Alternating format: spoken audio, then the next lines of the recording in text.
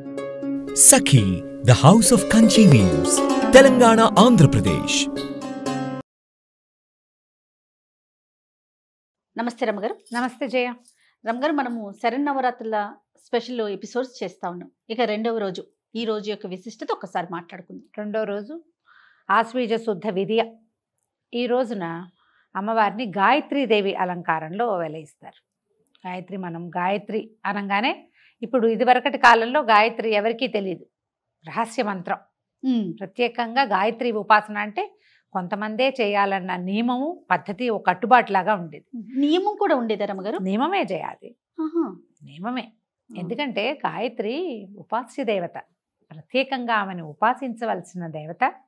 24 అక్షరాల మంత్రము చాలా పవర్ఫుల్, చాలా శక్తినిస్తుంది. అంటే మనం ఇలా కమ్యూనిటీ పరంగా మాట్లాడితే తప్పుతోస్తుందేమో కానీ పర్ఫెక్ట్గా సరిగ్గా త్రికాల సంధ్యావందనాదులు చేసి గాయత్రిని ఉపాసించే బ్రాహ్మణుడు ఏ వాడకట్టులో ఉంటే ఆ వాడకట్టులో అనారోగ్యాలు, అకాల మరణాలు ఉండవని శాస్త్రం. ఎంత అద్భుతం కదండి. ఇక్కడక్కడ ఏముండదు. అలాంటి వాడు ఒకడున్నా చాలు. నీకు మన శతక పద్యాలు ఉన్నాయా? అప్పిచ్చువాడు వైద్యుడు, నెప్పుడు ఎడతెగక పారు నేరును ద్విజుడును, చొప్పడిన యూరనుండుము చొప్పడకుండినట్టి యూరు చొరకము సుమతి. ఎక్కడైతే అప్పిచ్చేవాడు వైద్యుడు, ఎప్పుడూ ప్రవహించే ఏరు ద్విజుడు, బ్రాహ్మణుడు ఉన్న ఊరికి వెళ్ళు, లేకపోతే ఆ ఊర్లో వెళ్ళకు అని చెప్పారు. శతకకారుడు చెప్పాడు.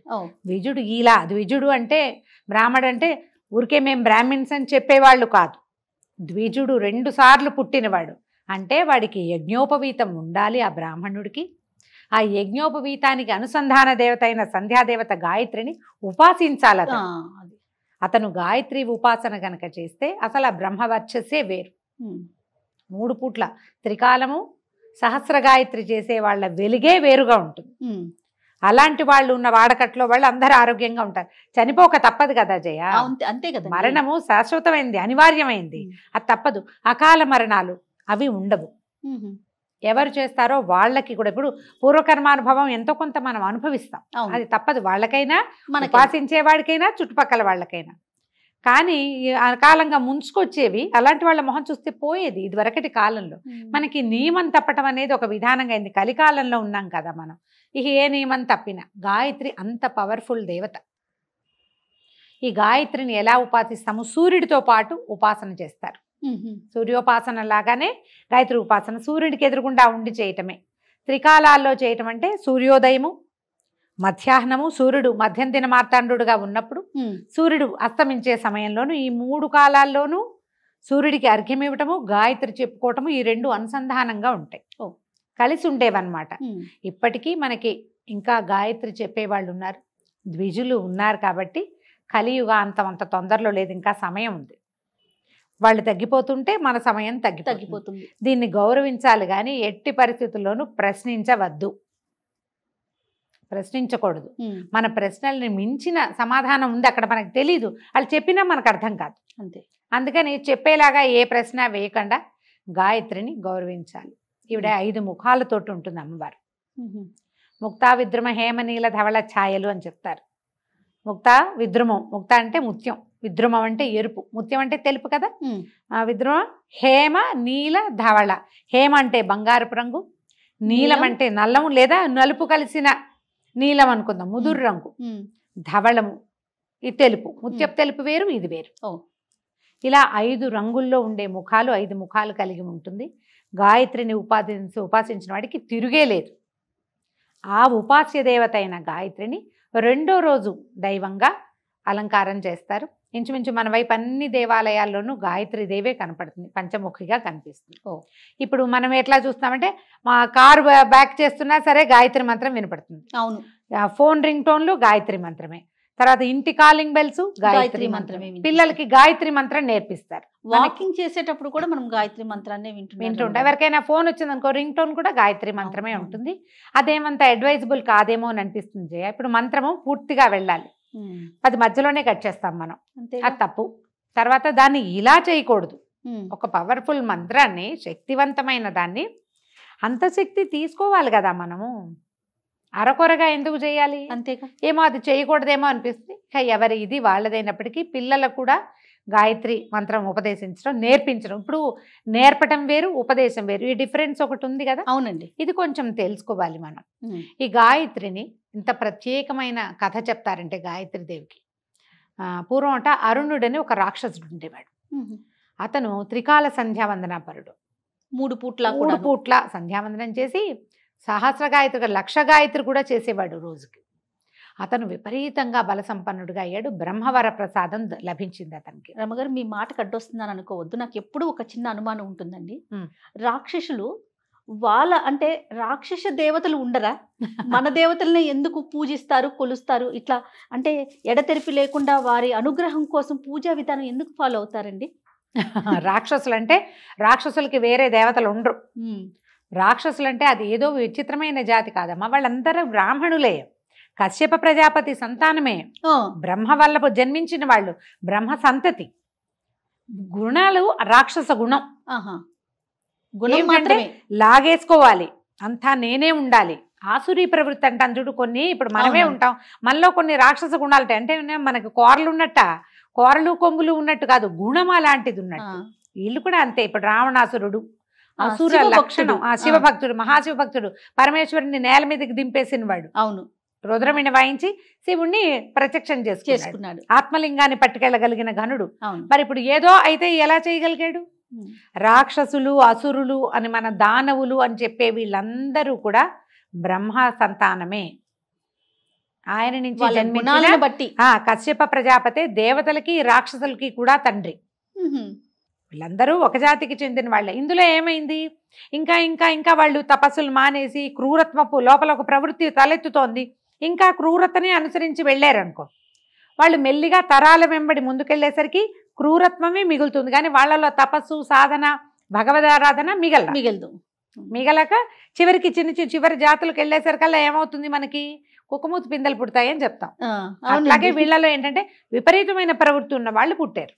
కానీ వాళ్ళందరూ కూడా ఇక్కడి నుంచే సంతానం. DNA ఒకటే, అదొకటే ఉంది. అయితే అరుణుడి కథ చెప్తున్నా. అరుణుడు తీవ్రమైన తపస్సు చేసి అతను ఎట్లాంటి వరం సంపాదించాడంటే, నాకు మరణం వద్దు, నో మరణం అని అడిగాడు. బ్రహ్మదేవుడు ఒప్పుకోలే. నాయన, మరణం లేకుండా వరం కుదరదు, మరణం అనివార్యం, కావాలంటే నువ్వు ఇంకో కొన్ని వేల ఏళ్ళు బతకచ్చు, వరం మార్చి అడగమంటే, అయితే ద్విపాత్తులు చతుష్పాత్తుల వల్ల మరణం లేదు అని అడిగాడు. మరణం లేకుండా వరం కావాలి. ద్విపాత్తులంటే మనలాగా 2 కాళ్ళ మీద నడిచేవాళ్ళు. చతుష్పాత్తులంటే జంతువులు, 4 కాళ్ళ మీద నడిచే ఏ జంతువు వల్ల. ఇప్పుడు ద్విపాత్తులతో మరణం లేదనుకో, మనుషులతో లేదు. అప్పుడు ఏ పులినో ఏ సింహాన్నో చేసి చంపేస్తారు. అమ్మవారు చాలాసార్లు చేసింది అట్లా. అవునండి కదా. అందుకని ఏం చేశాడు? ద్విపాత్తుల వల్ల మరణం వద్దు, చతుష్పాత్తుల వల్ల మరణం వద్దు, నాకు ఈ రెండిటి వల్ల ఆ మరణం లేకుండా వరం ఇవ్వమని కోరుకున్నాడు. కానీ ఇతన్ని ఎట్లా చంపాలో వీళ్ళకి తెలియలే. అప్పుడు పరమేశ్వరుడి దగ్గరికి వెళ్తే ఆయన ఏం చెప్పాడంటే, ఇతను గాయత్రి మంత్ర అనుష్ఠానపరుడు, గాయత్రి మానేస్తేనే వీడిని మీరు సంహరించగలరు అని చెప్పేసరికి వీళ్ళు బాగా ఆలోచించి, నువ్వు మంత్రం చేస్తున్నావు, అది మానే అంటే వాడు ఎందుకు మానతాడు, అదే నీ బలం రా అంటే అసలు మాంట కదా. బృహస్పతిని ప్రేరేపించి పంపించారట దేవతలు. అప్పుడు బృహస్పతి వెళ్ళి సోదరా అని సంబోధిస్తే అరుణుడికి నచ్చల. నేనేమో దేవతలకు శత్రువుని, త్రిలోకాలు ముల్లోకాలు నేను జయించి నా చేతిలో పెట్టుకున్నా, నువ్వేమో నా శత్రువుల గురువువి, నేనెట్లా నీకు సోదరుణ్ణి అవుతానంటే, అదేమిటి నాయనా, నువ్వు గాయత్రి మంత్రానుష్ఠానపరుడి, నేను గాయత్రి మంత్రానుష్ఠానపరుడిని, ఒకే మంత్రాన్ని అనుసంధానం చేసేవాళ్ళు ఒక్కో గురువు దగ్గర చెప్పుకున్నట్టు. అంటే మనం ఏమయ్యాం? సహాధ్యాయులు, సోదరులు అవుతారు సహజంగా. కాబట్టి నువ్వు నేను సోదరులం. నా వల్ల దేవతలందరూ కూడా నీకు సోదరులే అనగానే నేను నచ్చల. దురహంకారంతో అరుణుడు ఏమనుకున్నాడంటే, నా శత్రువులే కాకుండా నాకంటే బలహీనులు వీళ్ళు, దేవతలు నాకు లొంగిపోయారు, నేను వాళ్ళని జయించానంటే ఏమిటి అర్థం? నేను గొప్పవాడిని, వాళ్ళు తక్కువ వాడిని. మరి నాకంటే తక్కువ వాడు చేసే ఉపాస్య దేవతను నేనెందుకు ఉపాసించాలి అని గాయత్రిని మానేశాడు. ఓహో. గాయత్రి ఎప్పుడైతే మానేడో బలహీనపడిపోయాడు. దేశంలో ధర్మం బలహీనపడ్డానికి గాయత్రి మానేయటమే కారణం. వ్యక్తి ఒకడి దగ్గర నుంచే బలహీనుడైపోయాడు. ముల్లోకాలు జయించిన వాడు ఒక్కసారిగా మరణానికి ఆసనుడైపోయాడంటే ఏమిటి అర్థం? గాయత్రితోటి మొత్తం పోయింది. పోయేసరికల్లా వీళ్ళు ఏం చేశారు, ఇప్పుడు అమ్మవారిని ప్రార్థించారు. ఇతనికి ద్విపాత్తుల వల్ల చతుష్పాత్తుల వల్ల మరణం లేదు, మేమందరం యుద్ధానికి వెళ్తాం, ఇతన్ని ఎట్లా సంహరిస్తావో సంహరించు. అందరూ దేవతలు భూమోకమ్మడిగా ఇతని మీద పడ్డారు. అప్పుడు అమ్మవారు వచ్చి ఇతన్ని భ్రామరీ శక్తితోటి సంహరించింది. ఇతనికి చతుష్పాత్తులు ద్విపాత్తులు కాకుండా ఇంకేమున్నాయి, మనకి ఇంకే వేరే కాళ్ళు ఉన్న జంతువులు లేవు. అమ్మవారి దగ్గర ఉండేటువంటి భ్రమరము ఎన్ని కాళ్ళు ఉంటాయి, దానికి 6 కాళ్ళు ఉంటాయి. షట్పది అంటారు దాన్ని. అవును, షట్పదము అంటే భ్రమరం. కొన్ని కోట్ల కొద్ది భ్రమరాలు వచ్చి ఇతన్ని సంహరించినాయి. వాడు వరం ఎంత బాగా కోరుకున్నాడో చూడు. రాక్షసుల వరాలన్నీ ఇలాంటి విచిత్రమైనవే. హిరణ్యకశిపుడు అడిగాడు, నరుల వల్ల వానరుల వల్ల మరణం లేదు, ఇలా కావాలి, వాకిట్లో కావాలి, బయట కావాలి, ఇంట కావాలి అని అడిగాడు. ఇన్ని రకాల వరణాలు లేవు, ఇన్ని రకాల వరాలు ఎక్కడో చోట అడ్జస్ట్ అయ్యి చివరికి ఏం చేశారు, నరసింహమూర్తి వచ్చాడు అంతే. రావణాసురుడు అడిగాడు, నరుల వల్ల వానరుల వల్ల మరణం వద్దు అని. నరులు వానరులు కలిసికట్టుగా వెళ్ళి రావణాసురుడిని సంహరించారు. అలాగే అవుతాయి రాక్షసుల విపరీత వరాలన్నీ మనకి ఉపయోగపడేవి. ఆ తర్వాత అమ్మవారు భ్రామరి స్వరూపంతో వెలసిందట. ఇప్పుడు మనకి శ్రీశైలంలో ఉన్నటువంటి భ్రమరాంబికాదేవి ఆ శక్తి యొక్క అంశే అంటారు.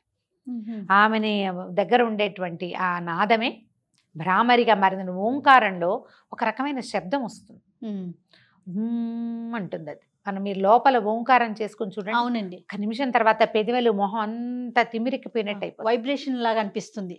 ఈ షట్పదము తిరుగుతుంటే ఆ వైబ్రేషన్ వస్తుంది. ఆ వైబ్రేషన్ నుంచి పుట్టినవే ఇవి. అవి వెళ్ళి సంహరించినవి. గాయత్రి అంత పవర్ఫుల్. ఆమె వల్లే ఈ స్వరూపం భ్రామరి స్వరూపం వచ్చింది. అయితే ఈ రోజున అమ్మవారికి కొబ్బరి అన్నం నివేదన చేస్తారు. ఈవిడ ఎర్రటి రంగులో ఉంటుంది, 5 ముఖాలు కనిపిస్తాయి కదా, ఎర్రని వస్త్రధారణ చేస్తుంది. అక్కడక్కడ కాషాయ వస్త్రధారణ కూడా మనకు చూపిస్తారు గాయత్రికి. కాషాయం రిచ్ ఆరెంజ్ కలర్ కానీ ఎరుపు మనం వేసుకున్న లాంటి ఎర్రటిదైనా వస్త్రాన్ని సమర్పించవచ్చు. మందార పువ్వులు సమర్పించండి. ఈ గాయత్రికి అష్టోత్తరం చక్కగా దొరుకుతుంది.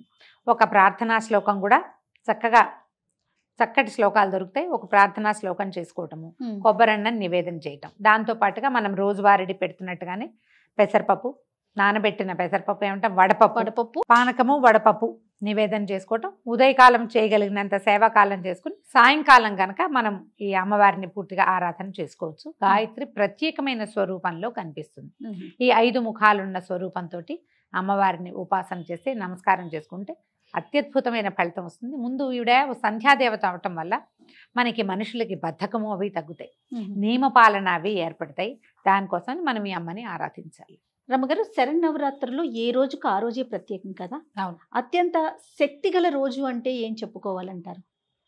దుర్గాష్టమి చెప్పాలి. అష్టమి అనండి. అష్టమి అమ్మవారు ఆ రోజు జన్మించిందని చెప్తారు. అష్టమి నాడు అంటే అప్పటిదాకా సాత్విక స్వరూపాల్లో కనపడుతున్న అమ్మ తీవ్ర రూపం దాల్చింది దుర్గా అష్టమి రోజు, అష్టమి నాడు.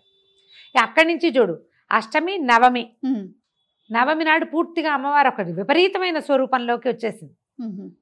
ఇక ఇవన్నీ చూడు సాత్విక రూపాలు, బాల, గాయత్రి, కాత్యాయని, మహాలక్ష్మి, సరస్వతి సాత్విక రూపాల్లో కనిపిస్తుంది. ఆమె ప్రయత్నం చేసింది సాత్విక రూపాలలో రాక్షసుల్ని సంహరించడానికి, దుష్ట శిక్షణ చేయటానికి ప్రయత్నం చేసింది. సాత్విక రూపంతో సాధ్యపడటం లేదు అని తెలిసిన కొందికి మనకి సరస్వతి స్వరూపం కూడా శుద్ధ సాత్విక స్వరూపంలాగా కనబడుతుంది. కానీ నీల సరస్వతి స్వరూపంలోనే ఆవిడ శుంభని వధించిందని చెప్తారు. మూలా నక్షత్రం రోజు, మూలా నక్షత్రం అప్పుడే ఆవిడ జన్మ నక్షత్రము అదేను. అప్పటికే ఆవిడ రూపం మార్చుకుంది. ఆ తర్వాత వచ్చేటువంటి చండీ స్వరూపం సప్తమి నాడు చండీ, అష్టమి నాడు దుర్గా.